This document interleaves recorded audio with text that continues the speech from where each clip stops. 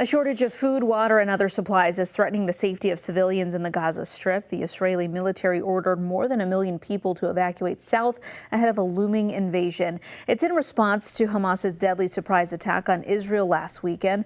Washington correspondent Jackie DeFusco is joining us live this morning. Now, Jackie, President Biden had several conversations about this humanitarian crisis over the weekend. Yeah, for the first time since this war broke out, Gabriella, President Biden spoke to the Palestinian President Mahmoud Abbas. Now, Abbas, separate from Hamas, is the leader of a rival faction. They control the West Bank. And Abbas briefed Biden on efforts to bring humanitarian aid to Palestinians in Gaza. Thousands of civilians did respond to orders from the Israeli military to evacuate south ahead of their expected ground invasion of northern Gaza. But there's a number of reports that people are having issues actually getting out. And there are others that are huddled at hospitals there. And the UN warns their lives are at risk. Over the weekend, President Biden also speaking to Israeli Prime Minister Benjamin Netanyahu.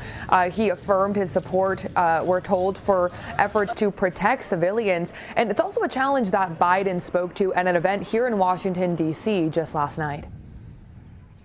The humanitarian crisis in Gaza. Innocent Palestinian families, and the vast majority have nothing to do with Hamas.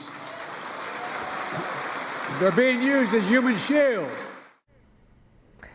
Also over the weekend, Defense Secretary Lloyd Austin announcing that the U.S. is sending a second carrier strike group in support of Israel. Austin saying that the Biden administration is trying to deter other regional adversaries like Iran and Hezbollah from getting involved in this war and expanding it on other fronts. Gabriella. Well, Jackie, what's the latest on efforts to get Americans out of Gaza ahead of this looming invasion?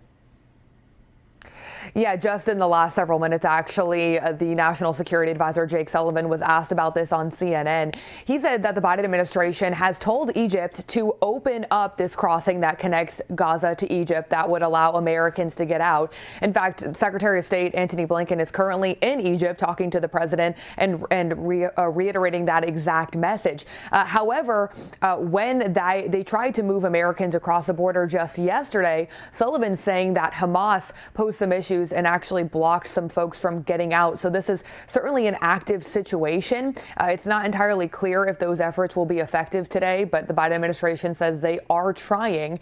And separately, we are learning that the Secretary of State, Antony Blinken, will be returning to Israel tomorrow. Gabriella. Jackie DeFusco reporting for us live in Washington this morning. Jackie, thank you.